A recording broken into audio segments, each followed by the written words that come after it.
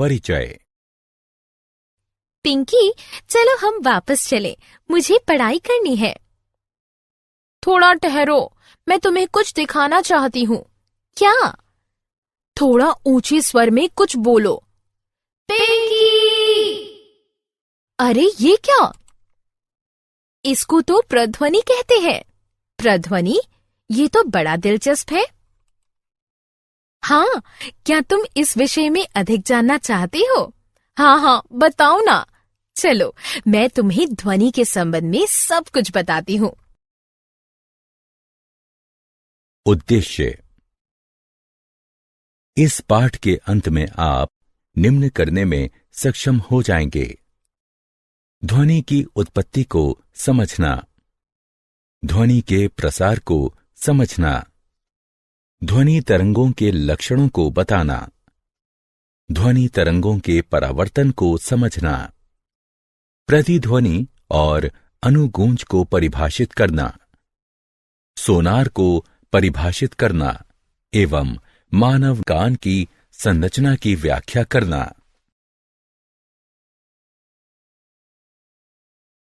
ध्वनि की उत्पत्ति। बच्चों, हम जानते हैं कि ध्वनि वैसा संवेदन अथवा अनुभूति है जिसे हम सुनते हैं। कंपन करने वाली वस्तु से ध्वनि उत्पन्न होती है।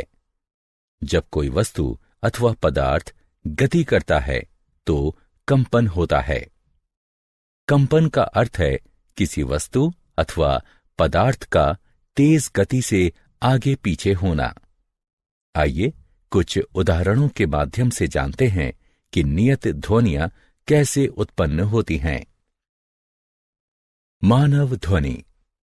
किसी व्यक्ति की आवाज अथवा ध्वनि उसके स्वर रज्जुओं में कंपन के कारण उत्पन्न होती है। पशु ध्वनि। जब पक्षी अपने पंख फड़फड़ाते हैं तो ध्वनि उत्पन्न होती है। मधुमक्खियां जब उड़ती हैं तो भन भन की ध्वनि उत्पन्न होती है।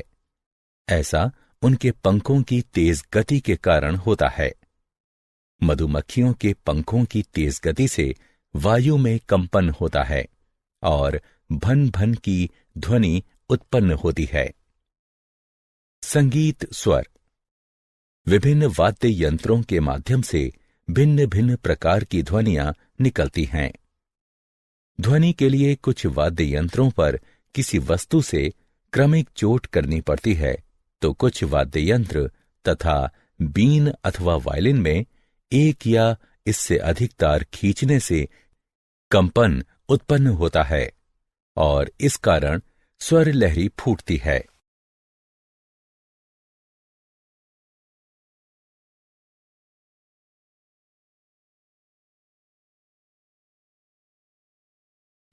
ध्वनि का प्रसारण। ध्वनि के उत्पन्न होने और सुने जाने के लिए 3 चीजें आवश्यक हैं। ये 3 चीजें हैं: ध्वनि का स्रोत, ध्वनि संवहन का माध्यम, इसको ग्रहण करने वाला। चलिए मान लेते हैं कि स्रोत वक्ता की आवाज है, ध्वनि प्रसारण का माध्यम वायु है और इसको ग्रहण करने वाला श्रोता का कान है।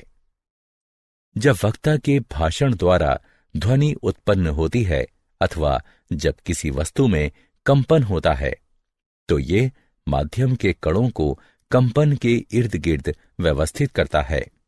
ये कण कंपन करने वाली वस्तु से श्रोता के कान तक संवहन नहीं करते। माध्यम का कोई कण जब कंपन करती वस्तु के संपर्क में आता है तो पहले वो अपने संतुलन की स्थिति से विस्थापित होता है। तब ये अपने निकटवर्ती कणों पर बल आरोपित करते हैं और वो अपनी स्थिर अवस्था से विस्थापित हो जाते हैं। अपने निकटवर्ती कण को विस्थापित करने के बाद पहला कण अपनी पूर्व स्थिति में लौट जाता है। ध्वनि के श्रोता के कानों तक पहुंचने तक माध्यम में यह प्रक्रिया सतत चलती रहती है। किसी माध्यम में ध्वनि के प्रसारण के समय माध्यम के कण स्वयं आगे नहीं बढ़ते, किंतु उत्तेजना को आगे स्थानांतरित करते हैं। इस प्रकार ध्वनि तरंगें किसी माध्यम में कणों की गति हैं एवं इन्हें यांत्रिक तरंगें कहा जाता है। ध्वनि का प्रसारण। क्या तुम मुझे ध्वनि के सबसे सामान्य माध्यम के बारे में बता सकती हो? वायु वो सामान्य माध्यम है जिसके द्वारा ध्वनि तरंगें संचरण करती हैं। जब कंपन करती कोई वस्तु आगे बढ़ती है तो यह अपने सामने की हवा को धक्का देती है और संकुचित करती है, जिससे उच्च दबाव का एक क्षेत्र बनता है। यह क्षेत्र संपीड़न यानी सी कहलाता है। और जब कंपन करती वस्तु पीछे की तरफ बढ़ती है तो यह निम्न दाब का क्षेत्र निर्मित करती है, जो विसरण आर कहलाता है। संपीड़न उच्च वायुदाब वाले क्षेत्र हैं, जबकि विसरण निम्न वायुदाब वाले क्षेत्र होते हैं। इस चित्र को देखो, यह संस्वरण द्विभुज द्वारा निर्मित ध्वनि तरंगों को दर्शा रहा है एवं वायु के माध्यम में ट्यूब में प्रसारित हो रहा है। यह संपीड़न वाले क्षेत्र हैं और यह विसरण वाले क्षेत्र हैं।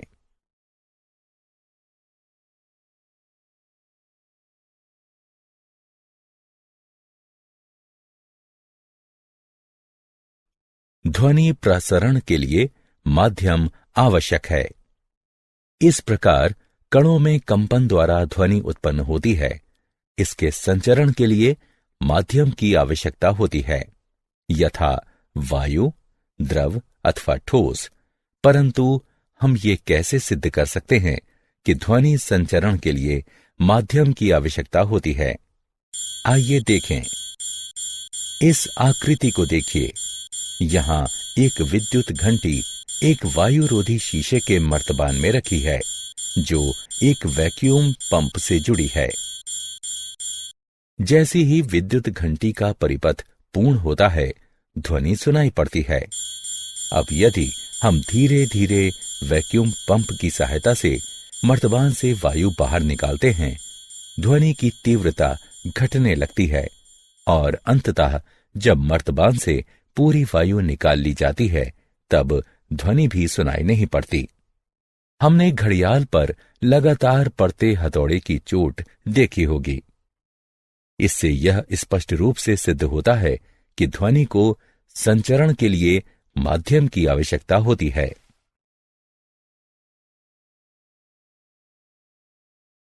ध्वनि तरंगें अनुदैर्ध्य तरंगें हैं। वैसी तरंग जिसमें माध्यम के कण उसी दिशा में आगे पीछे कंपन करते हैं जिस दिशा में तरंग का संचरण हो रहा है, तो उसे अनुदैर्ध्य तरंग कहते हैं।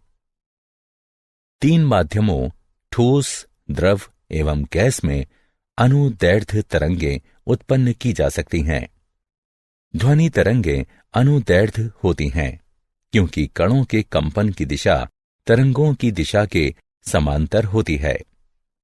जब कोई ध्वनि तरंग वायु से गुजरती है, ध्वनि तरंगों के समांतर वायु के कण आगे पीछे कंपन करते हैं। इस प्रकार जब एक ध्वनि तरंग क्षैतिज दिशा में संचरण करती है, तो माध्यम के कण भी क्षैतिज दिशा में आगे पीछे कंपन करते हैं, परंतु दिशा ध्वनि के समांतर होती है। उदाहरण के लिए, जब वायलिन के तार को छेड़ा जाता है तो वायु में एक तरंग उत्पन्न होती है। इस तरंग को अनुदैर्ध्य तरंग कहते हैं। एक अन्य प्रकार की तरंग भी होती है जिसे हम अनुप्रस्थ तरंग कहते हैं। अनुप्रस्थ तरंग वैसी तरंग है जिसमें माध्यम के अलग अलग कण तरंग संचरण की दिशा के लंबवत अपनी अपनी मध्य स्थितियों में गतिविधि करते हैं।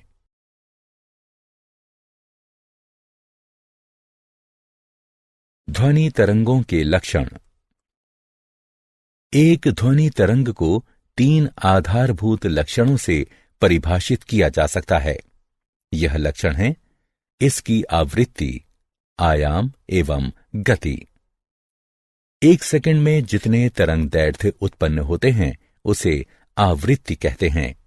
यह किलोहर्ट्ज अथवा प्रति सेकंड चक्र में मापा जाता है। ध्वनि स्रोत जितनी तीव्र गति से स्पंदित होगी, आवृत्ति उतनी अधिक होगी। उच्च आवृत्ति को उच्च स्वर के रूप में व्याख्यायित किया जाता है।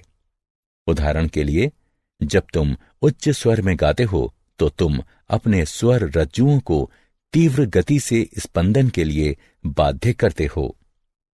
इस प्रकार उच्च स्वर वाली ध्वनि का अर्थ है प्रति इकाई समय में किसी निश्चित बिंदु पर संपीडन एवं विसरण की अधिक संख्या। भिन्न भिन्न आकार वाली वस्तुओं एवं परिस्थितियों में विभिन्न आवृत्तियों पर कंपन से अलग अलग स्वर ध्वनियां उत्पन्न होती हैं। यह सामान्य तौर पर एक ग्रीक अक्षर न्यू द्वारा दर्शाई जाती है। इसकी एस इकाई हर्ट्ज है। हम जानते हैं कि संपीडन वाले क्षेत्रों में कणों की संख्या ज्यादा होती है और इन्हें वक्र की ऊपरी सतह द्वारा दर्शाया जाता है। वक्र की चोटी अधिकतम संपीडन क्षेत्र का प्रतिनिधित्व करती है।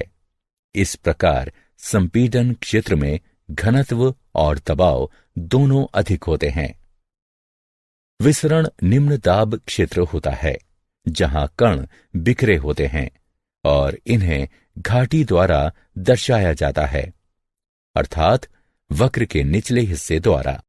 तरंगों के ऊंचाई वाले क्षेत्र को शिखर और निचले क्षेत्र को गर्त कहते हैं। दो क्रमागत संपीडनों C अथवा दो क्रमागत विसरणों यानी R के बीच की दूरी को तरंग दैर्ध्य कहते हैं। सामान्यतः तरंग दैर्ध्य को एक ग्रीक अक्षर लैम्डा द्वारा दर्शाया जाता है। इसकी SI इकाई मीटर यानी m है।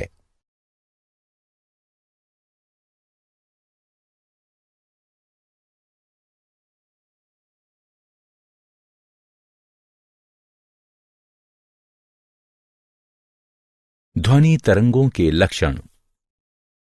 दो क्रमागत संपीडन अथवा विसरण द्वारा एक निश्चित बिंदु तक पहुंचने में लगे समय को तरंग अवधि अथवा परिक्रमण काल कहा जाता है।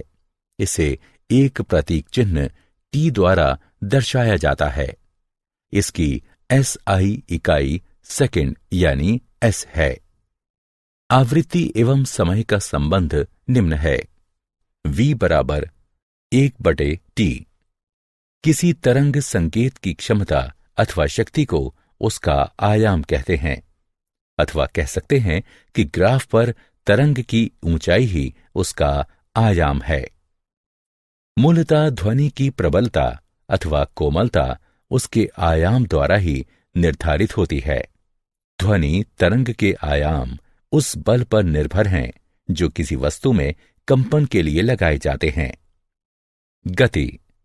ध्वनि की गति को उस दूरी द्वारा परिभाषित किया जाता है जो तरंग के किसी बिंदु पर प्रति इकाई समय में संपीडन अथवा विसरण द्वारा तय की जाती है। हम जानते हैं गति v बराबर दूरी बटे समय जो कि लैम्डा बटे t के बराबर है। यहां लैम्डा ध्वनि तरंग का तरंग दैर्ध्य है। यह एक समय अवधि t में ध्वनि तरंग द्वारा तय की गई दूरी है। v बराबर लैम्डा v कोष्ठक में q 1/T बराबर v या v बराबर लैम्डा v। इस प्रकार न्यू बराबर लैम्डा गुणा v है, अर्थात गति बराबर तरंग दैर्ध्य गुणा आवृत्ति।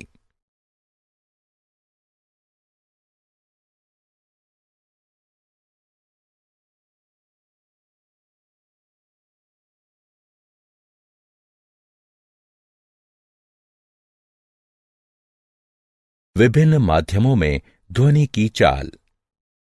ध्वनि की गति उस पदार्थ पर निर्भर करती है जिसके माध्यम से यह गुजरती है। ध्वनि की गति द्रव अथवा गैस की तुलना में ठोस पदार्थ में अधिक होती है, क्योंकि गैस अथवा द्रव की तुलना में ठोस पदार्थ में अणु एक दूसरे के अधिक निकट होते हैं। इस तालिका की मदद से आप पता लगा सकते हैं कि 25 डिग्री सेल्सियस पर विभिन्न माध्यमों में ध्वनि की क्या गति होती है। ध्वनि का परावर्तन। प्रकाश की तरह ध्वनि भी किसी ठोस अथवा द्रव की सतह पर परावर्तित होती है। ध्वनि के परावर्तन एवं प्रकाश के परावर्तन के नियम एक समान होते हैं। आपतन कोण परावर्तन कोण के बराबर होता है। आपतित, परावर्तित एवं सामान्य तरंगें एक ही सतह पर होती हैं। ध्वनि तरंगें बड़े, कठोर, चिकने, क्षैतिज सतहों एवं सतहों से बहुत दूर यथा दीवारों, भवनों एवं चट्टानों पर भी परावर्तित हो सकती हैं। इस प्रकार की सतहों से ध्वनियों का जो परावर्तन होता है, प्रतिध्वनि उसी से उत्पन्न होती है। हमारे मस्तिष्क में ध्वनि की संवेदना 0.1 S तक रहती है। विशिष्ट प्रतिध्वनि को सुनने के लिए वास्तविक ध्वनि एवं परावर्तित ध्वनि के मध्य समय का अंतराल कम से कम 0.1 S होना चाहिए। यदि हम दिए गए तापमान 22 डिग्री सेल्सियस पर वायु में ध्वनि की गति को 344 m/s रखते हैं, तो ध्वनि को अवरोध तक पहुंचने और वहां से परावर्तित होकर श्रोता के कान तक आने में 0.1 S का समय लगेगा।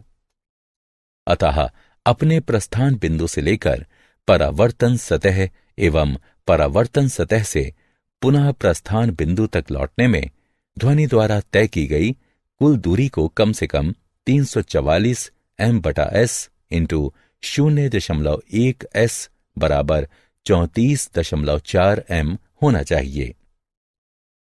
इस प्रकार विशिष्ट प्रतिध्वनियों को सुनने के लिए ध्वनि स्रोत से अवरोधक की न्यूनतम दूरी अवश्य ही इसकी आधी अर्थात 17.2 m होनी चाहिए। वायु के तापमान में परिवर्तन के साथ यह दूरी भी बदलती है। क्रमशः अथवा एकाधिक परावर्तनों के कारण प्रतिध्वनि एक से अधिक बार भी सुनी जा सकती है।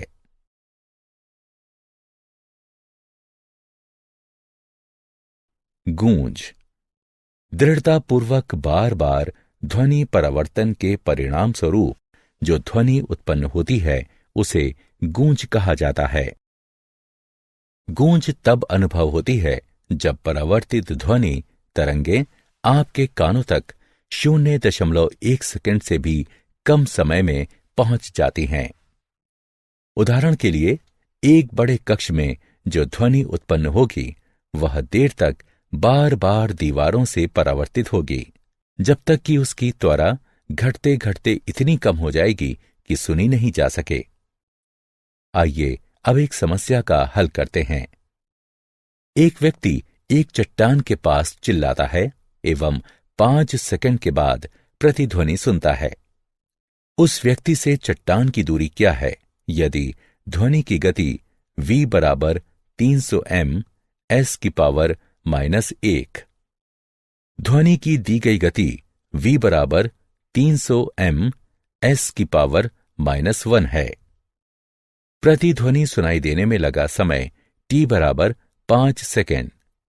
ध्वनि द्वारा तय की गई दूरी बराबर v गुणा t अर्थात 300 ms की पावर -1 गुणा 5s बराबर 1500 m।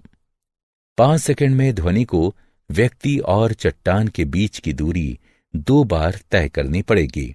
अतः व्यक्ति एवं चट्टान के बीच की दूरी होगी 1500 m/2 बराबर 750 मीटर।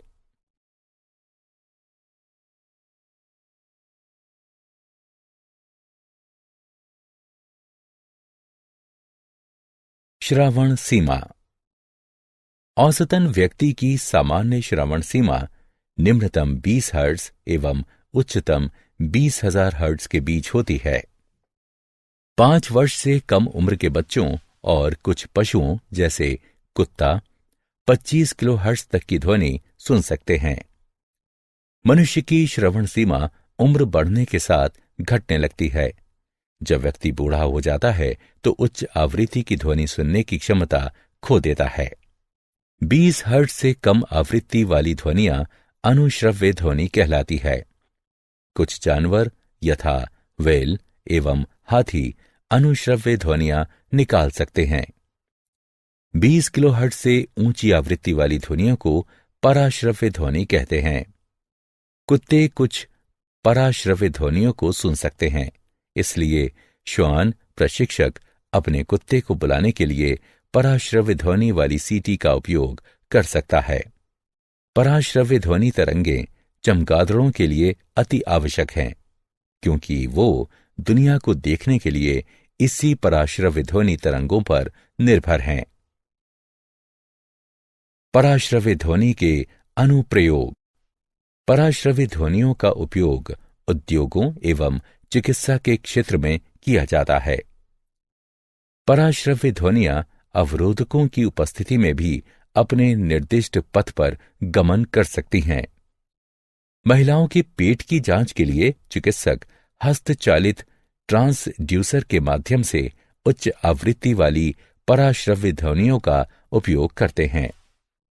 ये वैसे अवयवों की सफाई के लिए भी उपयोग में लाया जाता है जो सामान्यतः पहुंच से दूर होते हैं। उदाहरण के लिए सर्पीली नलियां, विषम आकार के अवयव, इलेक्ट्रॉनिक उपकरण आदि।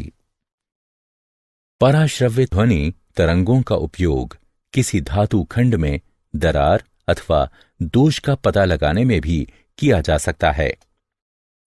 पराश्रव्य तरंगों को जब धातु खंड से गुजारा जाता है एवं तब संसूचक प्रसारित तरंगों के माध्यम से दोष का पता लगा लेते हैं। यदि छोटा सा भी दोष होगा तो पराश्रव्य ध्वनियां त्वरित रूप से उसका परावर्तन करेंगी। पराश्रव्य ध्वनि का उपयोग इकोकार्डियोग्राफी के लिए भी किया जाता है। इसमें पराश्रव्य तरंगों को हृदय के विभिन्न अवयवों से परावर्तित कराया जाता है एवं इस प्रकार हृदय का प्रतिबिंब बन जाता है।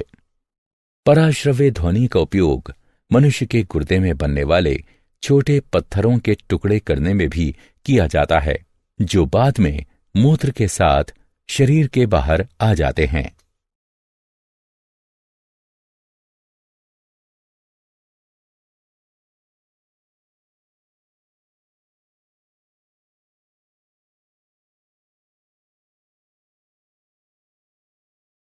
सोनार।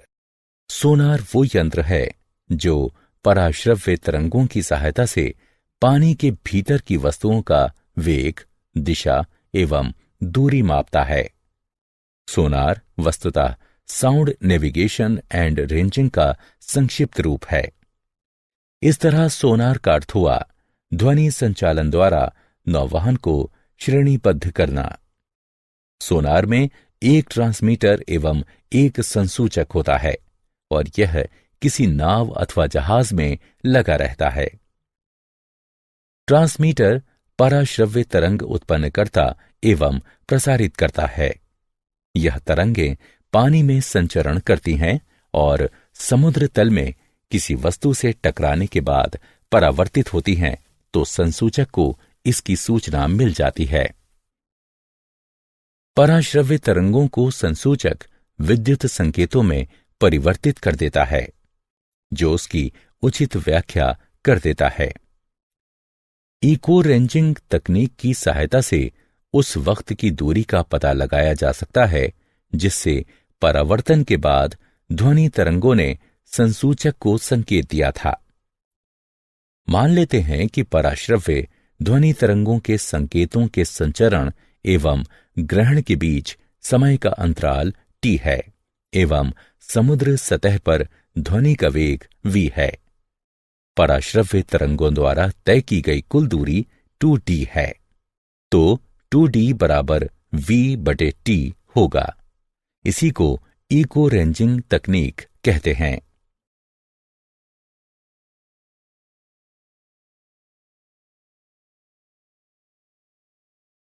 मानव के कान की संरचना।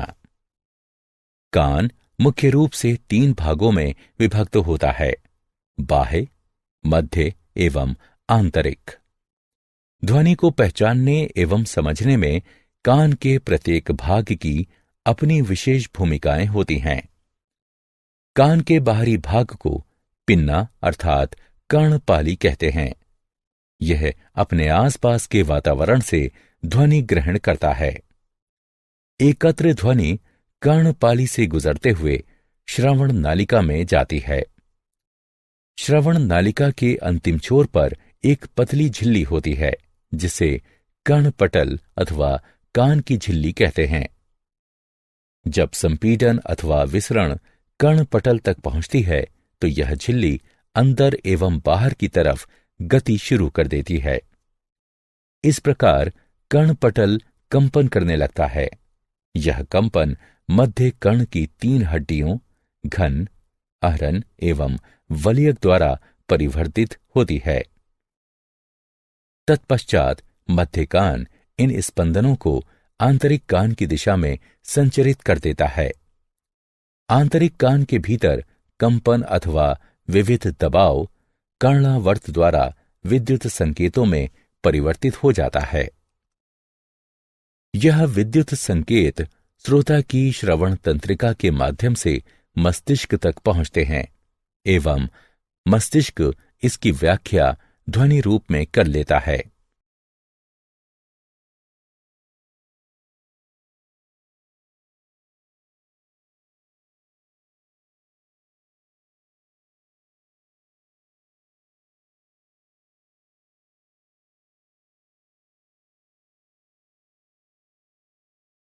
क्या आप जानते हैं हेनरिक रुडोल्फ हर्ट्ज का जन्म 22 फरवरी सन 1857 को जर्मनी के हैम्बर्ग में हुआ था एवं बर्लिन विश्वविद्यालय में उन्होंने शिक्षा ग्रहण की। उन्होंने अपने प्रयोगों से जैसी मैक्सवेल के विद्युत चुंबकीय सिद्धांत की पुष्टि की। उन्होंने ही रेडियो, टेलीफोन, टेलीग्राफ एवं यहां तक कि टेलीविजन जैसे उपकरणों के भविष्य में विकास की नींव रखी थी। उन्होंने प्रकाश वैद्युत प्रभाव का भी आविष्कार किया था, जिसकी बाद में अल्बर्ट आइंस्टीन ने व्याख्या की। उन्हीं के सम्मान में आवृत्ति की SI इकाई का नाम हर्ट्ज रखा गया। श्रवण यंत्र। वैसे लोग जिनकी श्रवण शक्ति क्षीण हो गई हो, उन्हें श्रवण यंत्र की आवश्यकता पड़ती है। यह इलेक्ट्रॉनिक यंत्र है जो बैटरी से संचालित होता है। श्रवण यंत्र वस्तुतः माइक्रोफोन के माध्यम से ध्वनि ग्रहण करता है। माइक्रोफोन उन ध्वनि तरंगों को विद्युत संकेतों में परिवर्तित करता है। यह विद्युत तरंगें ध्वनि विस्तारक द्वारा परिवर्धित होती हैं। ध्वनि तरंगें परिवर्धन के बाद श्रवण यंत्र में लगे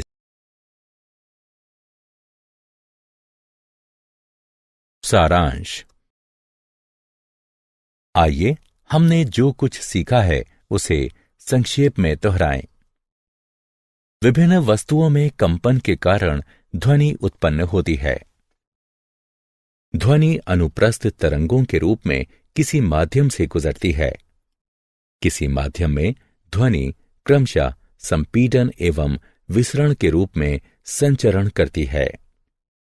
निर्वात में ध्वनि का संचरण नहीं होता। 2 क्रमागत संपीडन अथवा विसरण के बीच की दूरी को तरंग दैर्घ्य यानी लिम्डा कहते हैं। किसी वस्तु के एक पूर्ण कंपन में तरंग द्वारा लिए गए समय को समयावधि यानी टी कहा जाता है। इकाई समय में पूर्ण कंपनों की संख्या को आवृत्ति यानी वी कहा जाता है।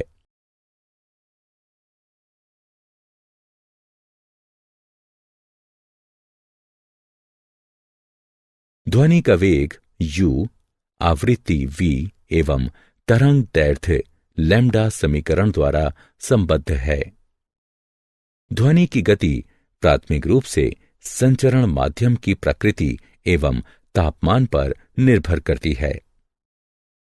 ध्वनि परावर्तन के सिद्धांत से स्पष्ट है कि ध्वनि के उत्पन्न होने एवं परावर्तित होने वाली दिशाएं सामान्य परावर्तन सतह के साथ समान कोणों का निर्माण करती हैं एवं तीनों एक ही सतह पर होती हैं। किसी ध्वनि विशेष की प्रतिध्वनि सुनने के लिए वास्तविक ध्वनि एवं उसकी परावर्तित ध्वनि के मध्य कम से कम 0.1 सेकंड का अंतराल आवश्यक है। किसी सभागार में ध्वनि के बार बार परावर्तन के कारण गूंज उत्पन्न होती है। औसत मनुष्य की श्रवण क्षमता 20 हर्ट्ज से 20 किलोहर्ट्ज तक होती है।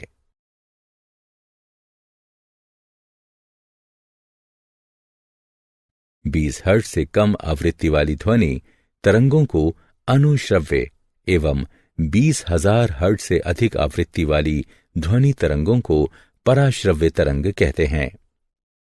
पराश्रव्य ध्वनियों का उपयोग उद्योगों एवं चिकित्सा के क्षेत्र में किया जाता है। सोनार तकनीक का उपयोग समुद्र की गहराई मापने एवं जल के भीतर चट्टानों, घाटियों, पनडुब्बी, हिमशैल, डूबे जहाज आदि का पता लगाने में किया जाता है।